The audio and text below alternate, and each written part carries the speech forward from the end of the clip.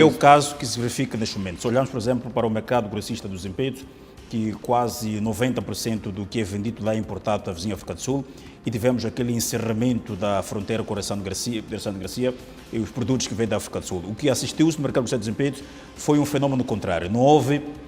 produtos, portanto, que não tiveram lá clientes para comprar, mas sim houve uma ruptura de estoque, porque houve muita gente que acorreu ao mercado grossista dos Zimpeto. Sim, perfeitamente, conforme eu ia explicando. Mas eu já estava a falar também daqui de choques por lado da oferta, que é essa ruptura que o Edson está a dizer, como o corolário daqui do encerramento da fronteira, portanto, de Ressano Garcia, que é um hub que nós temos aqui, portanto, de fluxo de mercadoria, porque boa parte dos produtos que nós consumimos aqui em Moçambique, sobretudo no mercado sul, é proveniente da África do Sul. Então, aqui,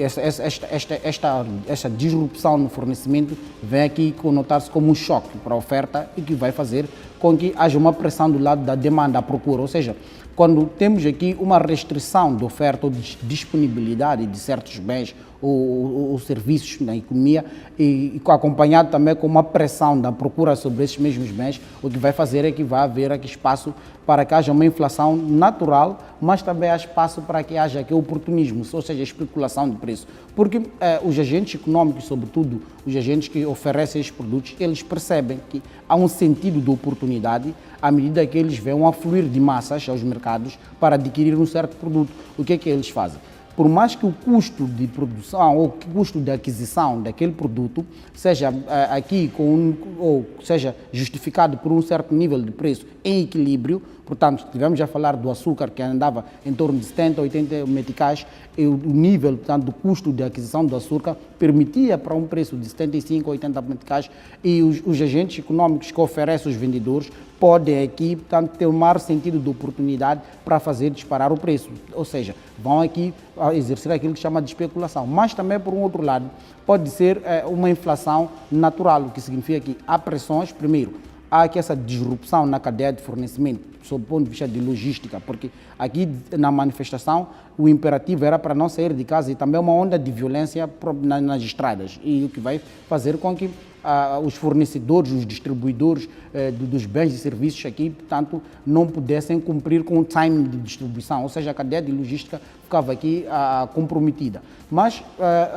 por um outro lado,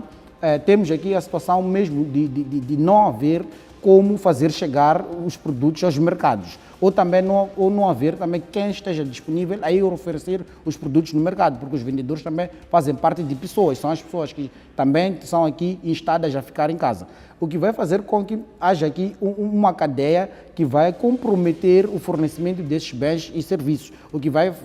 porque há necessidades, porque aqui há necessidades humanas de consumo, as pessoas precisam de consumir na pequena brecha que tem, que é para se fazer aos mercados, como corolário daqueles fenômenos que acabo de mencionar, desde aqui problemas logísticos, problemas até de se fazer aos mercados e tal, e quando já essa afluência em massa aos mercados, pode haver aqui um cenário de inflação, porque há aqui a demanda, portanto, é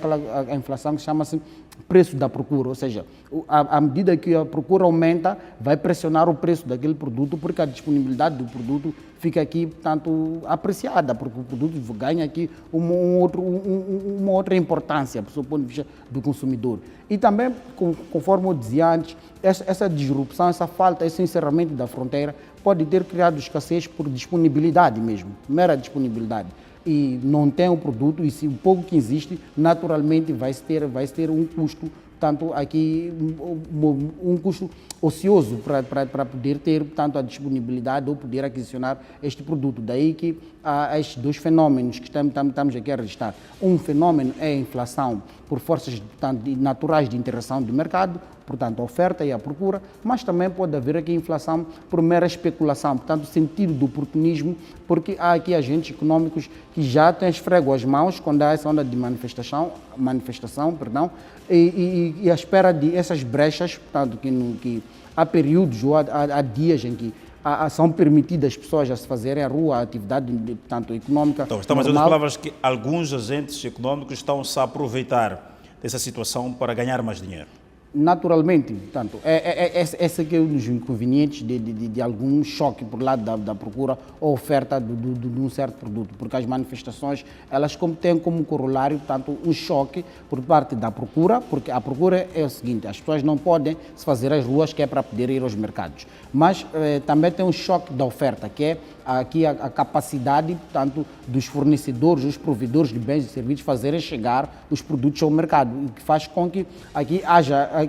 gere-se essa onda de especulação, porque as pessoas percebem que há aqui uma disrupção, há aqui uma limitação de provisão ou de fornecimento daquele determinado produto na economia e percebem aqui que há uma pressão da procura ou de interesse por aquele determinado produto ou serviço, o que vai fazer com que haja uma especulação, mesmo que o custo da aquisição do produto não justifique para tal um aumento do preço. Então, Clésio, vamos a uma equação muito simples. Estamos a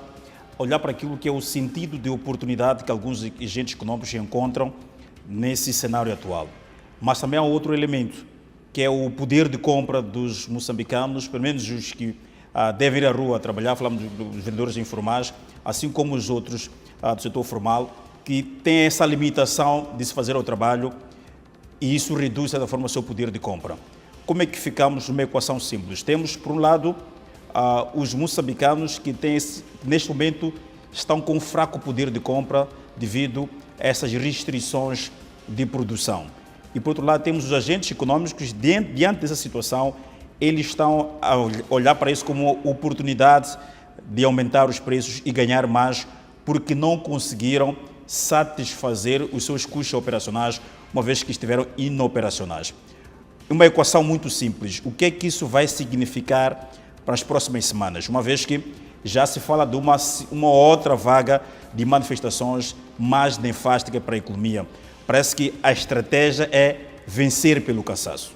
Bem, é de facto isso, vencer pelo cansaço, porque as manifestações são invocadas com o objetivo de frustrar a economia, ou seja, estrategicamente aqui a ideia é paralisar com as atividades econômicas para que, portanto, entre-se num colapso econômico que vai se resvalar em problemas sociais, porque o sentido das convocatórias à manifestação tem que ver com aquilo que é, portanto, nossa conjuntura, sob o ponto de vista econômico, sob o ponto de vista social, até político. Há aqui um elevado índice de insatisfação, sobretudo na massa jovem, que ressente-se por falta de emprego, ressente-se por falta de oportunidade, e depois também há uma outra conjuntura que tem que ver com a capacidade do Estado de responder às necessidades basilares. Estou a falar de acesso à educação, acesso à saúde, acesso ao transporte, portanto, aqui que geram uma onda de insatisfação. Estas invocações à manifestação têm aqui como estratégia, conforme eu já havia dito antes, aqui estreitar as condições econômicas para poder, portanto, ganhar ênfase, o candidato que está aqui a manifestar, ganhar ênfase, porque vem aqui, se calhar, em jeito de dar a conhecer ao povo que, pronto, aqui em Moçambique nós estamos em determinada situação e essa situação é promovida com um determinado partido que está no poder e a forma, portanto, de resolvermos isto é irmos à rua manifestar para poder tirar. O que vai acontecer é que, se prevalecer essa onda de manifestações, naturalmente que vamos ter ondas ainda de especulação e nós podemos até ainda ver para aquilo que é a avaliação de risco e incerteza do Banco Central, que esteve tanto aqui, durante este ano, nos apresentou uma postura diferente do ano passado, uma postura de política monetária mais flexível, como corolário dos resultados, portanto, já antes aqui conseguidos, tendo a inflação controlada em um dígito, sob o ponto de vista de médio prazo, e as projeções, portanto, mantiveram-se favoráveis, sob o ponto de vista de avaliação de risco e incerteza das variáveis que têm que ver com a inflação. Então, aqui, com a inflação, com este nível de manifestação, vamos ter aqui altos níveis de inflação que vão pressionar para o Banco Central rever a sua política, portanto,